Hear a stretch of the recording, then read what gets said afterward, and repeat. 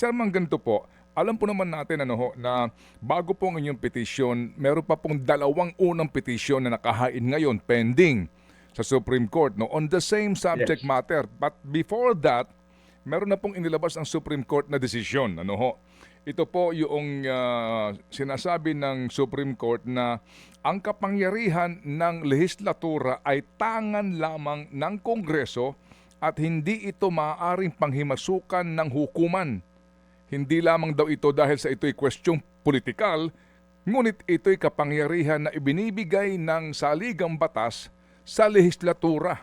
Ang pagdedesisyon kung anong batas ang gusto nilang gawin ay karapatan lamang ng Kongreso at hindi maituturing na pawang ministerial duty lamang. So yun po ang basically po nilalaman ng Supreme Court decision. So ano po ang ating argumento para kontrahin yun at magbago po ng kaisipan ang ating mga maestrado? Well, sinabi ko nga, no, Mm-mm. well, let me go Opo. back and say, yung alam niyo sa ating Constitution, yung first principle under Article 2, Section 1, is sovereignty resides in the people and all government authority emanates from them. The Okay. sovereignty of the people. And the people, we represent the people who are saying, what happened to that mandate, yung Constitution, bakit hindi nagpapasa ang Kongreso ng anti-dynasty law? Right? So, nagpetisyon kami, that I think we're number 3, and there, marami pa siguro magpetisyon. Pero the principle here is that the system of checks and balances and the rule of law in our country, yun ang first principles. And whatever authority is given to Congress emanates yung sovereignty ng tao. So, dapat pakinggan yung tao na sinasabi that paano tayo magkakaroon ng demokrasya? As a matter of fact, yung demokrasya natin palubog na yata dahil yung problema ng dynasty is lumalaki. And it's time for the Congress to be reminded, to be told na hey, you have an obligation here under the Constitution. It's your obligation to the people to pass an anti-dynasty law. And the Supreme Court can do that. As I told you, I read Mm-mm. you the Mm-mm. expanded powers of the Supreme Court under our Constitution. Opo, opo. Yes sir, that yung nga pong binabanggit nyo, yung Oh, ang oh, konsyensya ng bayan ay nasa yes. kataas-taas ng hukuman. Pero Chairman, ito lang po sa kabilang banda ang sinasagot ng mga dinastiya, itong palawak ng mga miyembro po ng dinastiya, sovereign will of the people, binoboto naman kami. Gusto naman kami ng taong bayan Kung ayaw sa amin, hindi kami iboboto niyan. So, nasa taong bayan ang pag-uusga kung gusto nilang iboto ang mga miyembro ng dinastiya. Ano pong sagot niyo doon? Well, alam niyo yung mga congressman natin represent the people. They have an accountability to the people sa ating constitution. And hindi yung reasoning nila is ano lang yung cover lang yun to their own yung kanilang ambisyon to rule na gusto nila with impunity na maski anong gawin nila tama. Hindi po mali mali sila doon. Yung kanilang conscience, that's why we are appealing to the Supreme Court na sila ang konsensya ng bayan na sabihin sa Congress, oy, meron kayo ditong mandate ng Constitution, 38 years na. Ano excuse pa ang pwedeng kanilang sabihin kung bakit hindi sila gumagawa ng ganyang batas?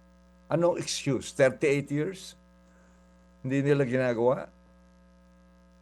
Opo. So Chairman, kung sakasakali po, meron na ba kayong ideya kung ano po ang nasa sakop ng dinastiya as embodied in our Constitution in the spirit and Well, intent of the law? yes. Well, alam nyo, we can always resort dun sa People's Initiative. Uh, and there are other ways to solve it, but these are long-term solutions. And we waited so long for Congress. Wala na silang excuse eh. There's no more excuse by Congressman except that it is in their, it's clear na self-interest nila. Now, there is also another way, but longer route, no? If you look at the statistics and data on the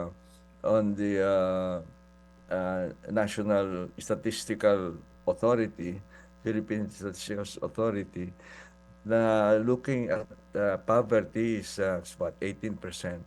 Pero sa kanila, yung the number of Filipinos who do not have a decent living in the Philippines, life in the Philippines, is 58%. So one way to do this is to tell the the, the poor, we are intermediaries, and we tell them, "Hey, you have the sovereignty of numbers." And mukhang hindi natin madidismantle itong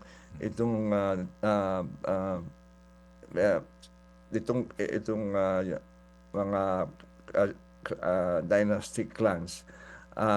And we must start from the beginning. We must go back to our beginnings.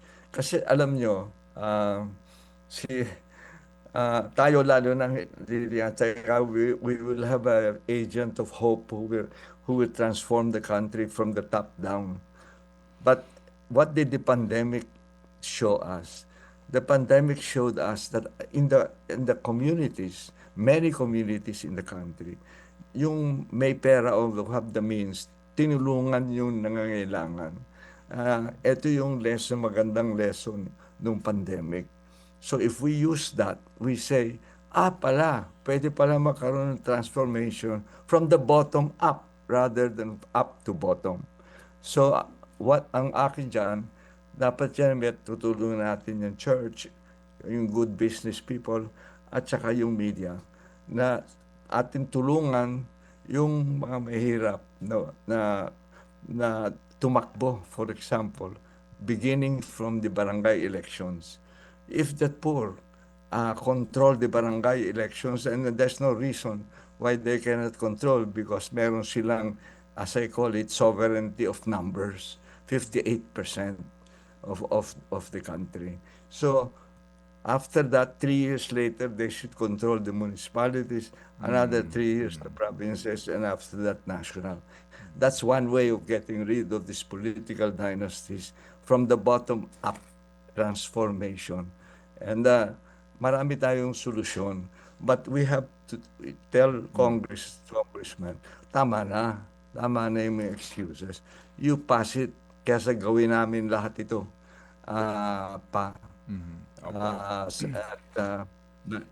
longer term lang, but maybe even more serious way of doing it.